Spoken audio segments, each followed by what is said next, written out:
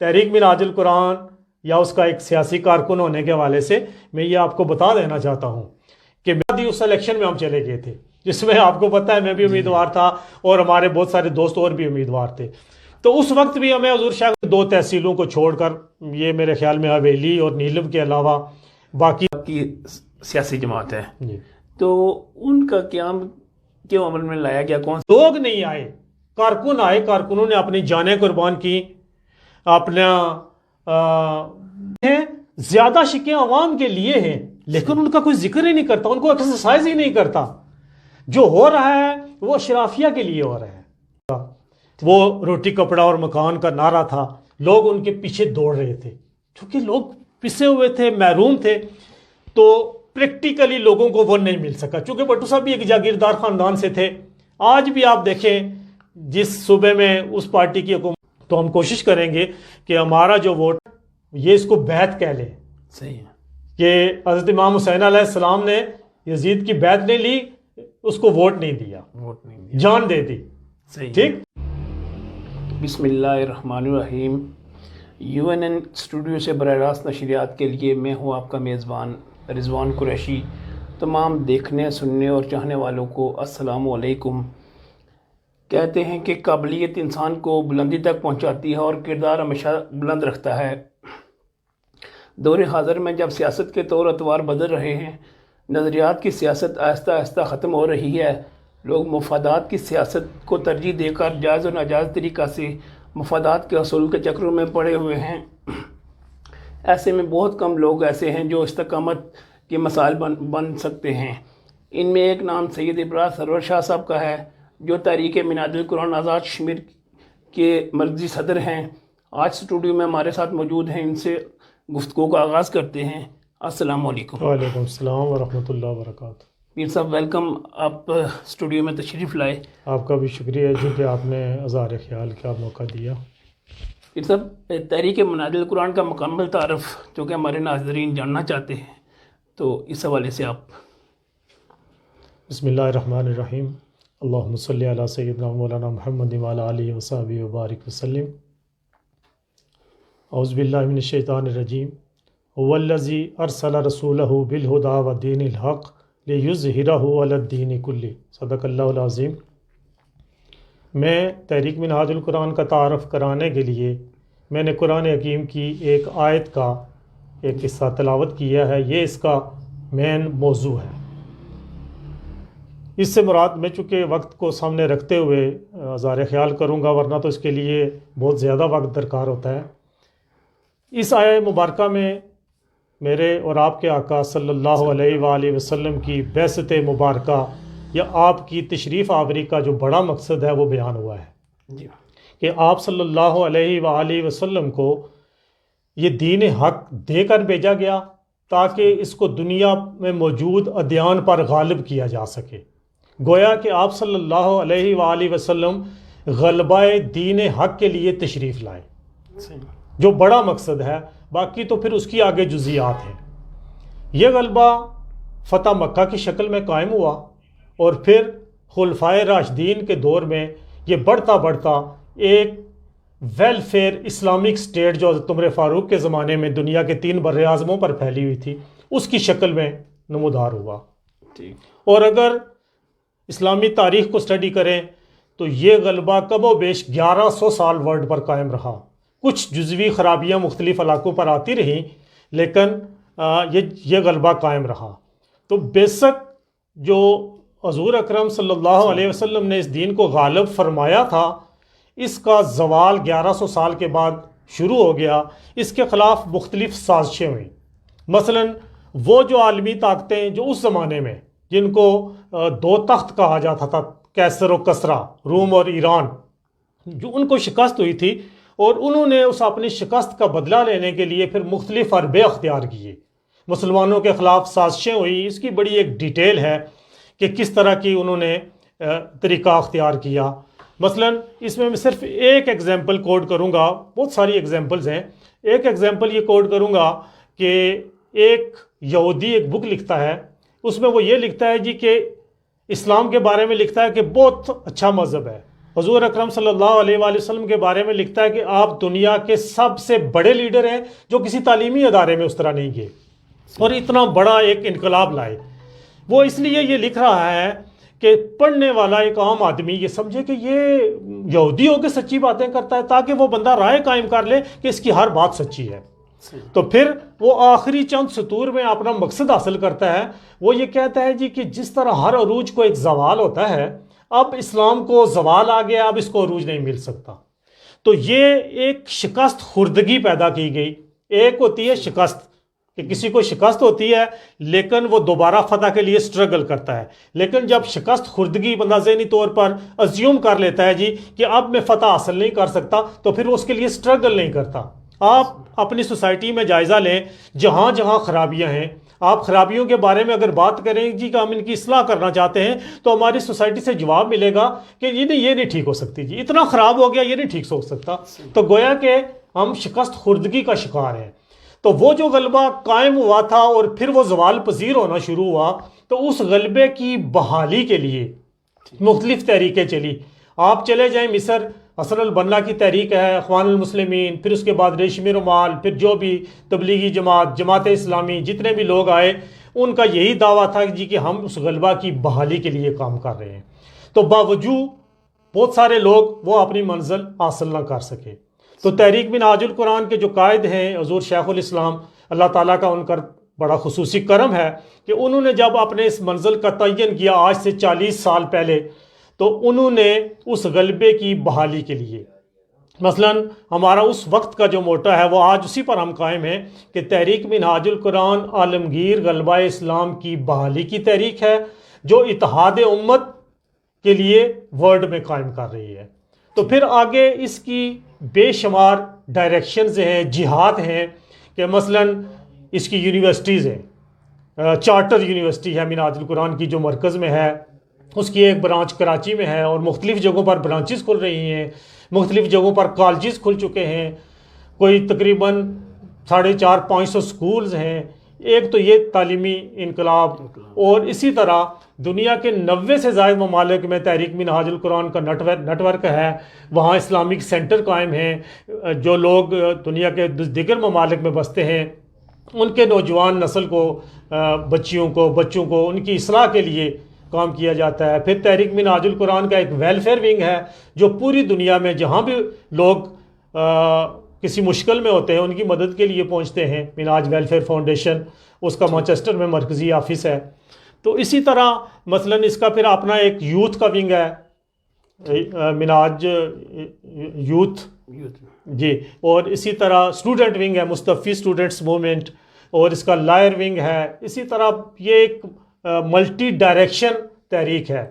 تو پھر مثلا ڈاکٹر صاحب کی جو تصانیف ہیں، ان کے جو خطابات ہیں، ان سے جو لوگ پوری دنیا میں مستفید ہو رہے ہیں، تو یہ پریکٹیکلی مثلا ایک تحریک ہے جو اصلاح احوال امت، اور پھر اگر اس کی ڈیٹیل میں ہم جائیں تو یہ لوگوں کا جو اللہ سے ٹوٹا ہوا تعلق ہے، اللہ سے ٹوٹا ہوا تعلق وہ بحال کرنے کی اس میں کاوش ہے، اس میں ربط رسالت کی کاوش ہے، اس میں رجوع الی القرآن کی ہے، دعوت الی الحق ہے۔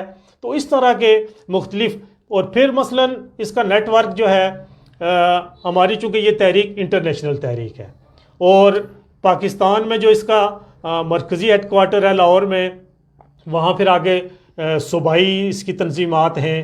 آزاد کشمیر کو انہوں نے ایک ریاست کے طور پر تسلیم کیا ہوا ہے ہمارے مرکز نے، ہمارا ریاستی سیٹ اپ ہے، ٹھیک، اور ریاستی سیٹ اپ کے آگے پھر ہم نے ضلعی سیٹ اپ بنایا ہوا ہے ہمارا، الحمدللہ آزاد کشمیر کے تمام اضلاع میں ہماری تنظیم موجود ہے، اور تقریباً کوئی 1-2 تحصیلوں کو چھوڑ کر، یہ میرے خیال میں حویلی اور نیلم کے علاوہ باقی تمام تحصیلات میں بھی تحریک منہاج القرآن کا نیٹ ورک موجود ہے۔ پھر آگے ہم نے یونین کونسل تک اپنا میسج پہنچایا ہوا ہے۔ تو اس کے لیے پھر ہمارا یہ ہوتا ہے جی کہ ہم جہاں جہاں ہماری تنظیم موجود ہوتی ہے وہاں ہم حلقات درود قائم کرتے ہیں، جہاں نبی اکرم صلی اللہ علیہ وسلم پر اجتماعی طور پر درود پاک پڑھا جاتا ہے، وہ جمع کیا جاتا ہے۔ پھر ہر مہینے میں ایک دن مقرر ہوتا ہے کہ ہماری ایک مرکز میں مجلس ہوتی ہے جس کو مجلس ختم الصلاۃ علی النبی کہا جاتا ہے، اور وہ جتنا بھی درود، وہ آپ خربوں میں وہ جمع ہو چکا ہے جو پوری دنیا میں پڑھا جاتا ہے. اور مرکز میں ہمارا ایک اسپیشل ایک بلڈنگ تعمیر کی گئی ہے جس کا گنبد مولانا روم کے مزار کی طرح کا ہے. اس کو مرکزی گوشہ درود کہا جاتا ہے. اس میں 24 گھنٹے لوگ اس کی اپوائنٹمنٹ لے کے بکنگ کروا کے وہاں جاتے ہیں. 10 دن رہتے ہیں, 5 دن رہتے ہیں, کچھ تھوڑی دیر کے لیے رہتے ہیں. وہاں درود پاک پڑھا جاتا ہے بیٹھ کے. اور پھر وہ ٹیم جو درود پاک پڑھنے والی ہے وہ صرف با جماعت نماز کے لیے مسجد میں جاتے ہیں. تو وہ 24 گھنٹے درود پاک پڑھنے کا ایک سلسلہ ہے. اس طرح میں اگر آپ کو تفصیلات بتاؤں تو ایک دنیا ہے, اور یہ اللہ کا خصوصی کرم ہے. میرے قائد محترم ڈاکٹر محمد طاہر القادری اکثر کہتے ہیں کہ یہ میری کوئی اس میں نہیں ہے. وہ یہ کہتے ہیں کہ یہ اللہ کا خاص کرم ہے اور حضور اکرم صلی اللہ علیہ وسلم کے نالان پاک کا تصدق ہے. تو چونکہ وقت کی قلت ہے, ورنہ میں چونکہ 40 سال سے اس مشن کے ساتھ وابستہ ہوں اور ایک نظریاتی کارکن ہوں, تو میں اس نظریاتی کارکن ہونے کے حوالے سے میں اس کی جو انٹرنیشنل سٹرگلز ہیں, مثلا اگر میں یہ بات کروں کہ امت مسلمہ کے کیا مسائل ہیں ورلڈ وائڈ, اگر مسلمانوں کے 57 ممالک ہیں تو اس میں مسلمانوں کے کیا مسائل ہیں اور ان کا حل کیا ہے.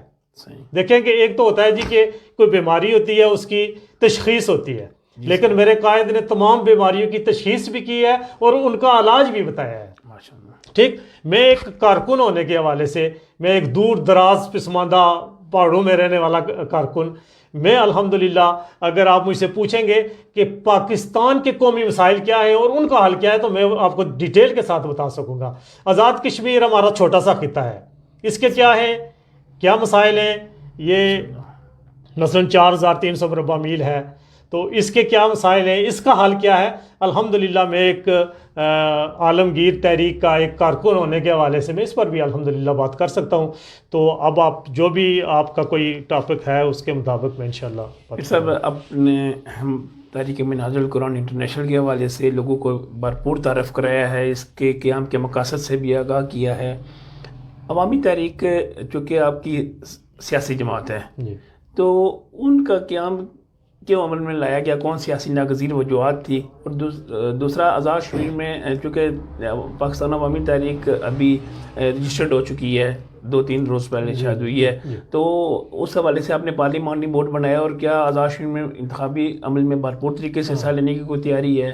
میں اس سے پہلے چونکہ میں نے باقی جو ہمارے ذیلی ونگز ہیں ان کا ذکر کیا, تو میں چونکہ اپنے سیاسی ونگ کا ذکر نہیں کر سکا, اس میں تھوڑا سا یہ جاؤں گا جی کہ مثلا جب ہم بات کرتے ہیں عالمگیر غلبہ اسلام کی بحالی یا مستفی انقلاب, تو وہ اصول اقتدار کے بغیر ممکن نہیں ہے. تو جب 25 مئی 1989 میں حضور شیخ الاسلام نے موچی دروازہ لاہور میں یہ پاکستان عوامی تحریک کی بنیاد رکھی, تو اس وقت حضور شیخ الاسلام کے آن ریکارڈ ان کا خطاب وہ ریکارڈ میں موجود ہے.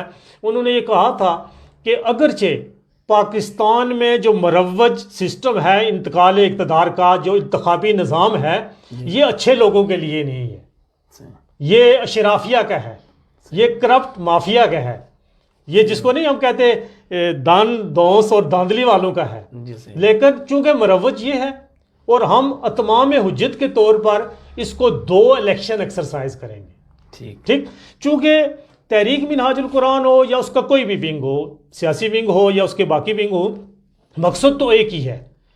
ہمارا کوئی سٹرگل اقتدار کے لیے نہیں ہے, ہماری سٹرگل ہے نظام کی اصلاح کے لیے.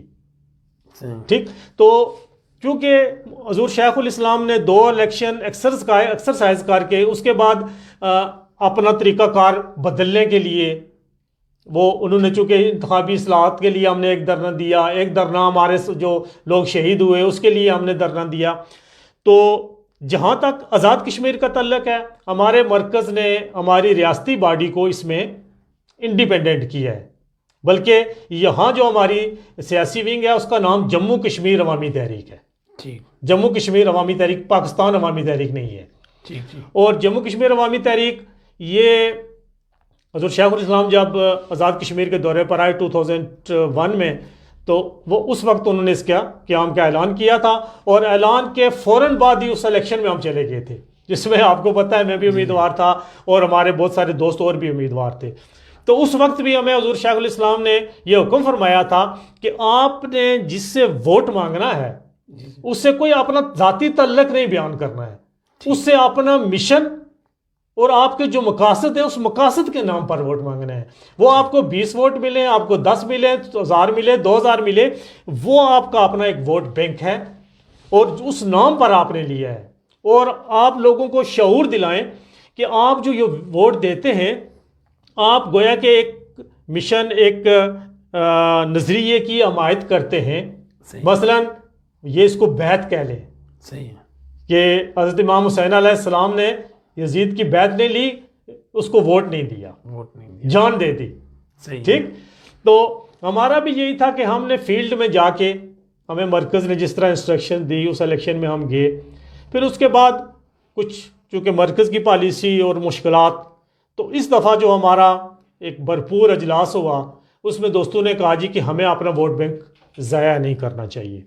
تو اس کے لیے پھر ہم نے اس طرح کیا کہ چونکہ یہ آزاد کشمیر الیکشن کمیشن کی یہ ریکوائرمنٹ تھی کہ آپ 1000 اپنے کارکنوں کے شناختی کارڈ کی فوٹو کاپیز, ان کے سائنس کی لسٹیں فراہم کریں اور 2 لاکھ روپیہ اس کی جو فیس ہے وہ جمع کروائیں. پھر باضابطہ تو پھر وہ ہم نے وہ سارا کچھ کر کے الحمدللہ وہ ہماری رجسٹریشن ہو گئی ہے.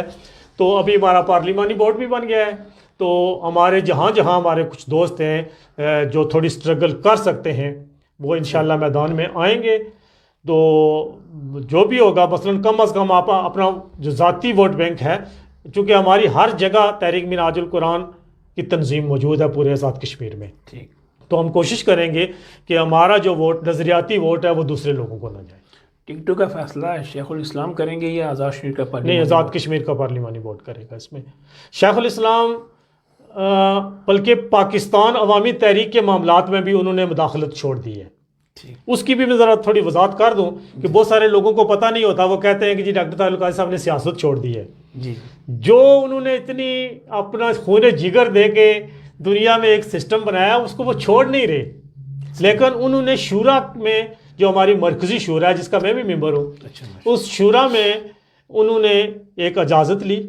انہوں نے کہا جی کہ چونکہ پاکستان میں جو پارٹیز اقتدار میں آتی ہیں, ہم نے ایک دھرنا دیا اس وقت پیپلز پارٹی کی حکومت جا رہی تھی پاکستان میں, تو وہ ہم نے الیکٹرل ریفارم کے لیے دیا. دوسرا دھرنا ہم نے یہ جو مسلم لیگ نون کی حکومت تھی جنہوں نے وہ قتل عام کروایا, ان کے خلاف ہم نے دھرنا دیا. ابھی یہ ایک تیسری طاقت سامنے آئی ہے, اور اگر فوری طور پر ہم اس کے خلاف بھی نکلیں تو ہم کم از کم اپنے کارکنوں کی صلاحیتیں ضائع نہ کروائیں, اور اس طرح کے فیلڈ سے بھی شاید کچھ فیڈ بیک اس طرح کا نہ آئے. تو شیخ الاسلام نے کہا جی کہ جو پاکستان عوامی تحریک ہے اس کی ایک کور کمیٹی بنا دیتے ہیں اور وہ کور کمیٹی اس کے سارے معاملات دیکھے. اور شیخ الاسلام نے کہا کہ چونکہ میں اگر پاکستان میں رہتا ہوں تو یہاں صرف ملاقات کرنے والے اور فوٹو بنوانے والے پورا دن ضائع کر دیتے ہیں. تو انہوں نے کہا کہ میری صحت اور میری زندگی کا معاملہ ہے, تو میں جو تحقیقی کام کر رہا ہوں, چونکہ شیخ الاسلام کی بے شمار کتابیں جو ہے نا وہ انڈر پروسیس ہے, جو تحقیقی کام ہو رہا ہے, حدیث پر ہو رہا ہے, تفسیر پر ہو رہا ہے, باقی مختلف موضوعات پر ہو رہا ہے. تو انہوں نے وہ اجازت لی ہوئی ہے, اور وہاں کینیڈا میں اپنے ساتھ PhD اسکالرز رکھے ہوئے ہیں جو ان کی مدد کرتے ہیں اور وہ اپنا کام کر رہے ہیں. ٹھیک, وہ ان معاملات میں وہ نہیں شامل ہوتے. ہماری شورا ہے, سینٹرل ایگزیکٹو کونسل ہے, اور ہماری پاکستان عوامی تحریک کی کور کمیٹی ہے. اس میں پاکستان عوامی تحریک کی کور کمیٹی میں آزاد کشمیر کے لوگ بھی شامل ہیں. اس میں ہمارے ایک ابرار رضا ایڈوکیٹ ہیں یہاں چوکی مونگ کے, اور ہمارے سردار اعجاز صدوزئی صاحب, یہ 2 ممبر ہیں کور کمیٹی میں. تو یہ فیصلے انشاءاللہ ہم نے خود کرے. پھر سر مارچ کا مہینہ ہے, 23 مارچ کو قرارداد پاکستان منظور ہوئی تھی. آپ کیا سمجھتے ہیں موجودہ جمہوری نظام انہی نظریات کے مطابق ہے یا اس میں کچھ تبدیلی ہوئی ہے؟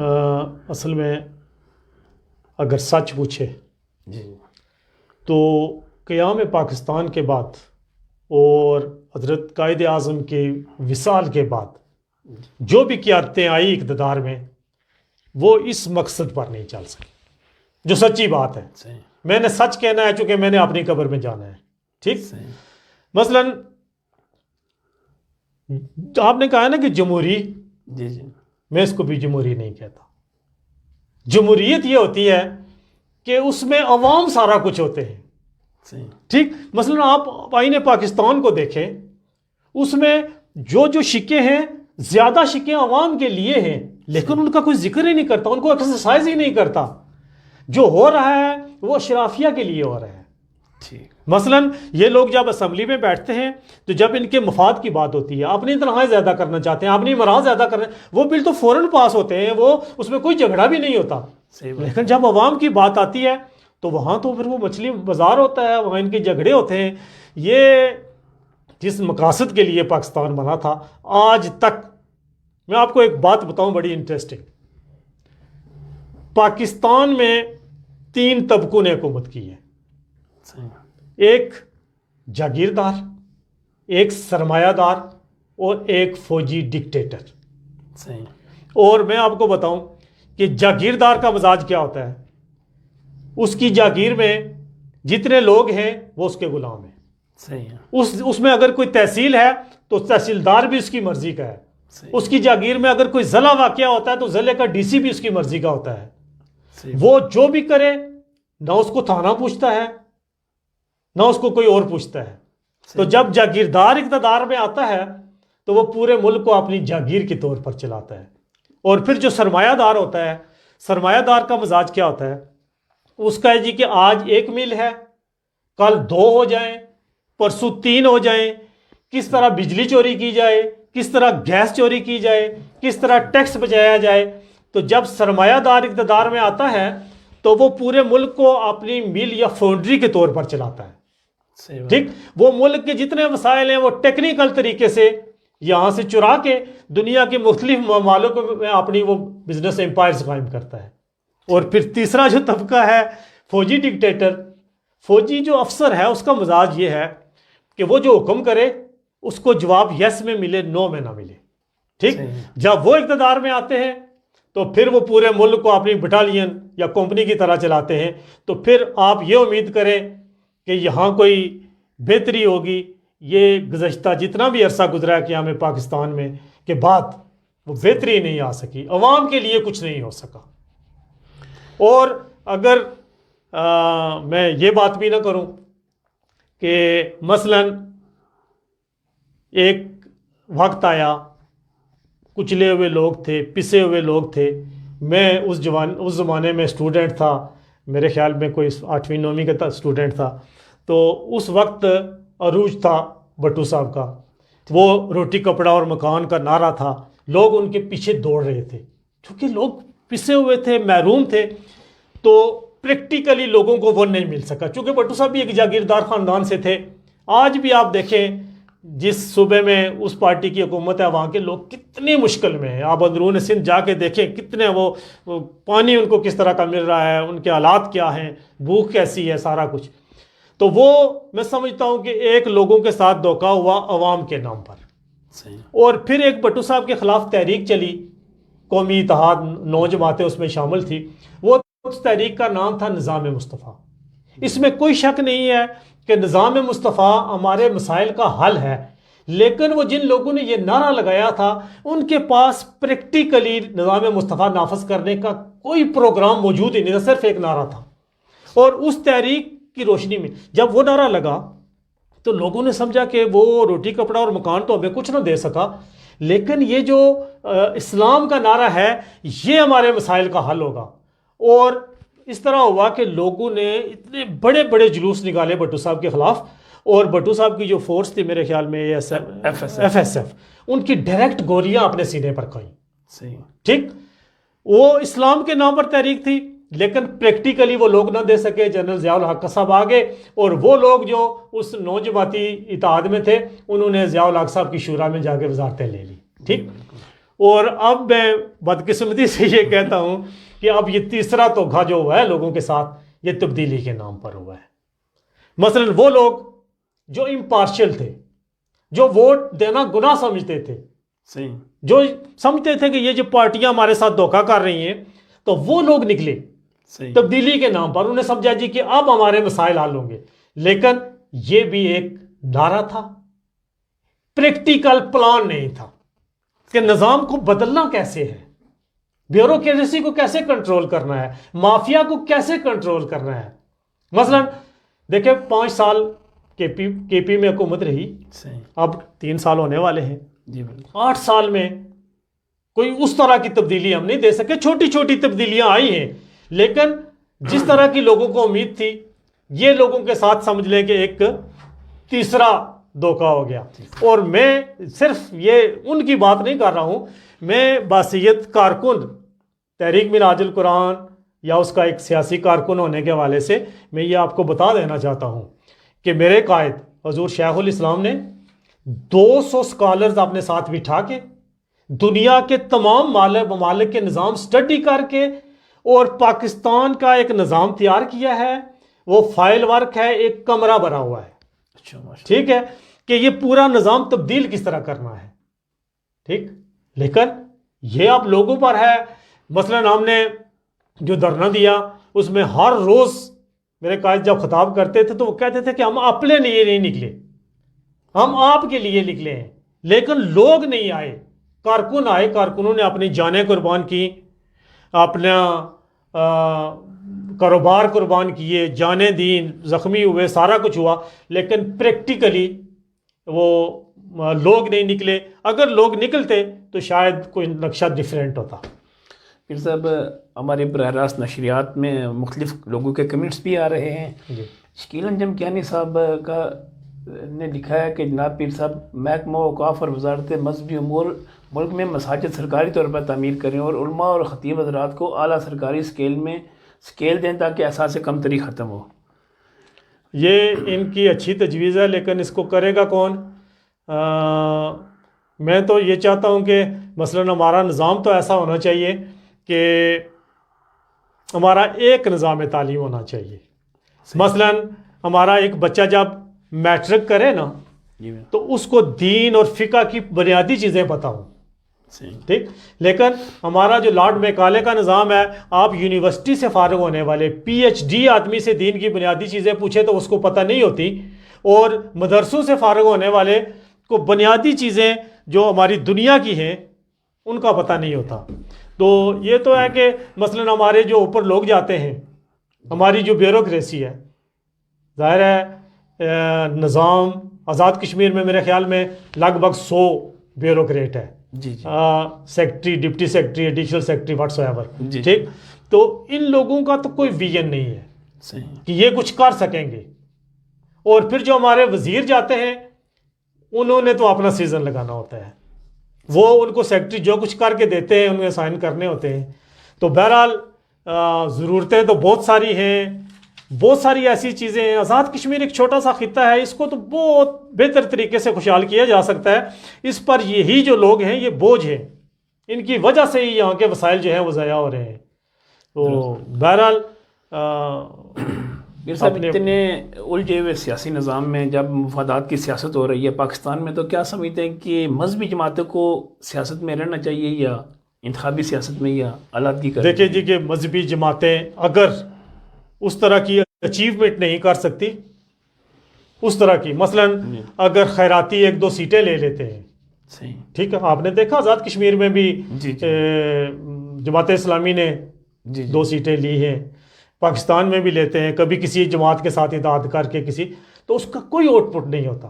ایون کہ مثلا پاکستان میں کے پی میں جمعیت علماء اسلام کی حکومت آئی ہے, بلوچستان میں حکومت آئی ہے, کیا چینج کیا انہوں نے؟ ان کے پاس کوئی پریکٹیکل پروگرام نہیں ہے. یہ صرف مذہبی کلوانے سے, مدارس قائم کر کے وہاں سے ووٹ بینک بنانے سے وہ کوئی ایسی اچیومنٹ نہیں کر سکتے. وہ صرف وہ تفیلی ہوتے ہیں, ان کو یوز کیا جاتا ہے. باقی پارٹیاں جو بڑی پارٹیاں ان کو یوز کرتی. پھر صاحب اگر ساری مذہبی جماعتیں جن میں مختلف مسالک کے لوگ شامل ہیں اگر متحد ہو کے انتخابی سیاست میں حصہ لیں تو کیا نتائج دیکھتے ہیں آپ؟ میں چونکہ ایک مشن کا کارکن ہوں اور پریکٹیکل بات کر سکتا ہوں. جی, مثلا ہمارے ہاں یہ کہا جاتا ہے جی کہ مذہبی لوگ اکٹھے ہو جائیں. جی, اور مذہبی لوگ کون ہوتے ہیں؟ جو مسجد میں نماز پڑھنے کے لیے جاتے ہیں. آپ ایک مسجد کے باہر کھڑے ہو جائیں, مسجد سے باہر آنے والے لوگوں سے پوچھیں کہ آپ کس پارٹی کے سپورٹر ہیں, تو وہ کسی مذہبی جماعت کے سپورٹر نہیں ہوں گے. وہ اپنی برادری کی وجہ سے یا کسی اور وجہ سے کسی دوسری پارٹی کے سپورٹر ہوں گے. ٹھیک, ہم نے یہ بالکل کیلکولیشنز کی ہوئی ہیں. ہمارے جو ٹیم ہے ہمارے پاس الحمدللہ بے شمار پی ایچ ڈی اسکالرز ہیں, انہوں نے کیلکولیشنز کی ہوئی ہے کہ پاکستان میں آبادی کتنی ہے, کتنے ووٹ ہوں تو بندہ اقتدار میں جاتا ہے, اور وہ ووٹ حاصل کرنے کے لیے آپ کیا مذہبی جماعتوں کو اکٹھا کر کے کر سکتے ہیں, تو وہ ہم نے دیکھا کہ وہ نہیں کر سکتے. پھر صاحب ہماری براہ راست نشریات میں کافی لوگوں کے کمنٹس آ رہے ہیں. جی جی. ان میں عابد کشمیری صاحب نے لکھا ہے کہ ماشاءاللہ مفید معلومات اور بہترین تعارف کرے آپ نے تاریخ منہاج القرآن کا. اس طرح عمران خان صاحب نے لکھا ہے کہ ماشاءاللہ الفاظ کا چناؤ بہت اچھا ہے, اللہ خوش رکھے. افتخار صاحب نے ماشاءاللہ کے کمنٹس کیے ہیں. پھر راجہ نعمان اسحاق صاحب نے امیر محترم شاہ صاحب کا کمنٹ, یہ ہمارے ایک ایم ایس ایم کے اچھا کارکن ہیں. رقیب چودھری صاحب نے لکھا ہے قبلہ استاد صاحب تسی گریٹ ہو, انہوں نے اپنی زبان میں لکھا ہے. محمد امین چودھری صاحب نے بھی ماشاءاللہ کا کمنٹ کیا. کافی لوگوں کے کمنٹس آ رہے ہیں. پھر صاحب آپ سے سوال جاننا چاہوں گا کہ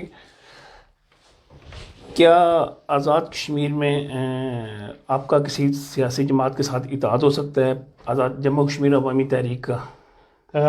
ہمارا جو ڈیسیجن ہوا ہے جس میٹنگ میں, اس میٹنگ میں یہی ڈیسیجن ہوا تھا کہ ہم اتحاد نہیں کریں گے.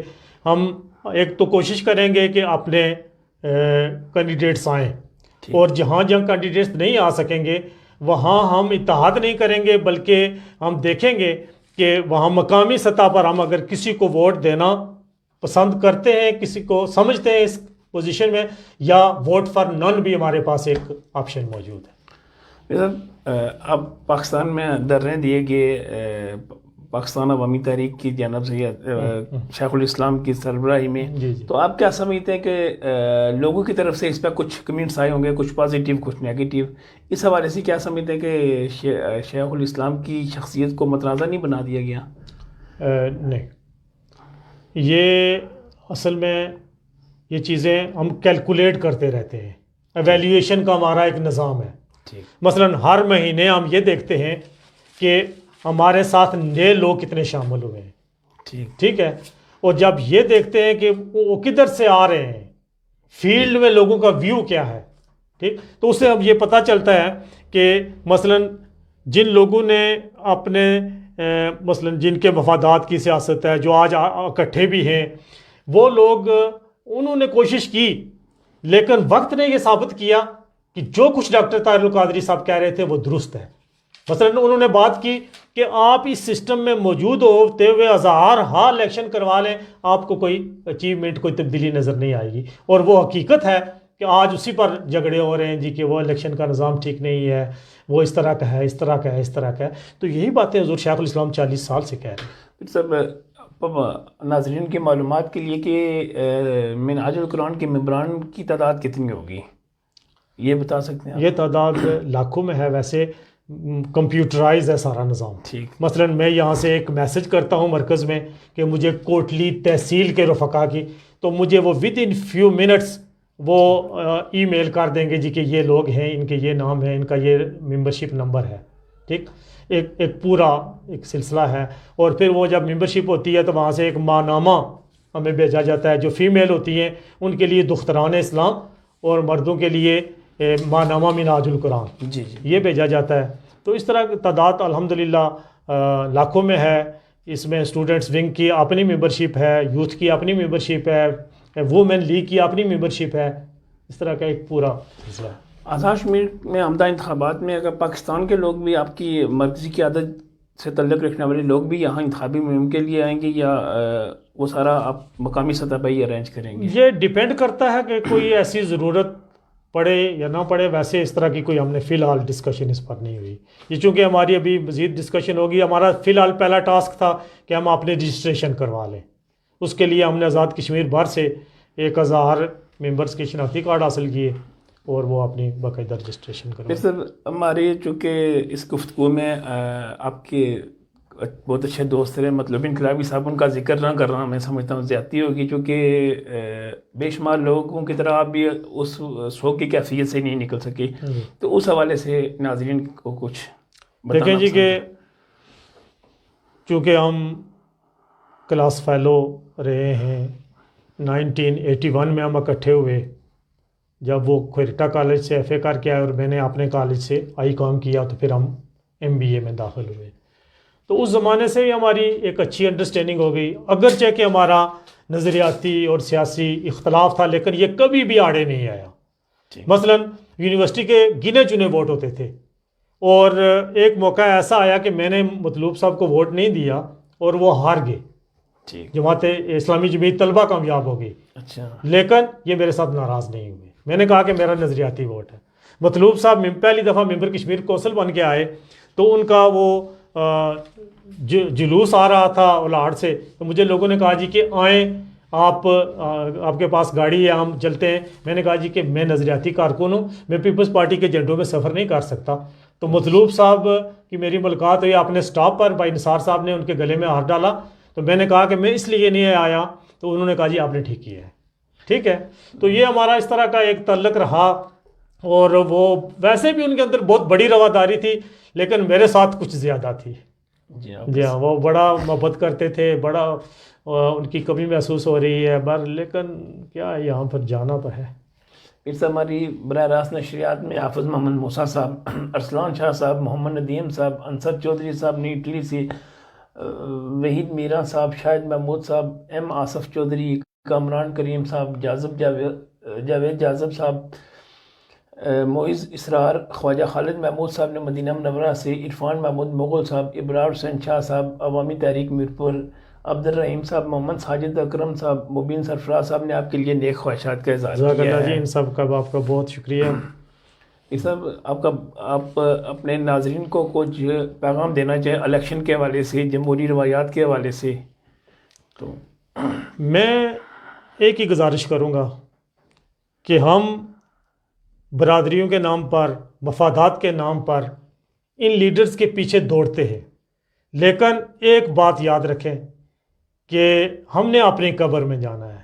کوئی بندہ آپ کی قبر میں کوئی مدد نہیں کر سکے گا، تو اپنی قبر کو سامنے رکھ کے فیصلہ کریں کہ کیا یہی لوگ جو بار بار مرنے تک اس کو نہیں چھوڑتے، کیا یہ کوئی نئے لوگ تیار کر رہے ہیں، کوئی اچھے لوگ تیار کر رہے ہیں، جو نئی نرسری تیار ہو؟ جو مثلا آج تک یہ لوگ اسٹوڈنٹ یونین نہیں بحال کر سکے، اسٹوڈنٹ یونین کی بحالی انتہائی ضروری ہے، وہاں سے نئے لوگ تیار ہوتے ہیں۔ مثلا مطلوب انقلابی صاحب اسٹوڈنٹ یونین سے ہی آگے نکلے ہیں نا، جی بالکل۔ تو آج انہوں نے یہ قبضہ کر لیا پکا۔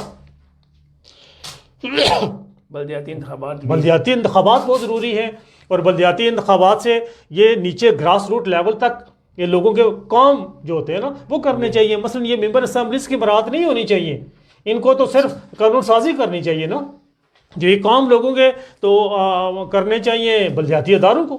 تو بلدیاتی الیکشن بھی نہیں کرواتے یہ لوگ، اور نہ ہی اسٹوڈنٹ یونین بحال ہوتی ہے، نہ ہی کوئی اس طرح کے باقی کام لوگ تیار ہوتے ہیں، نہ ہی مثلا ہمیں ایک بڑی افسوسناک بات کہ یہ آزاد کشمیر تو بیس کیمپ تھا آزادی کے لیے، مظفر آباد کو اس طرح کی اٹریکٹیو جگہ نہیں تھی کہ ہمارا وہ دارالخلافہ بنتا، وہ تو بیس کیمپ تھا، لیکن ہماری یہ جو قیادتیں ہیں جتنی بھی، انہوں نے مسئلہ کشمیر کو دفن کر دیا۔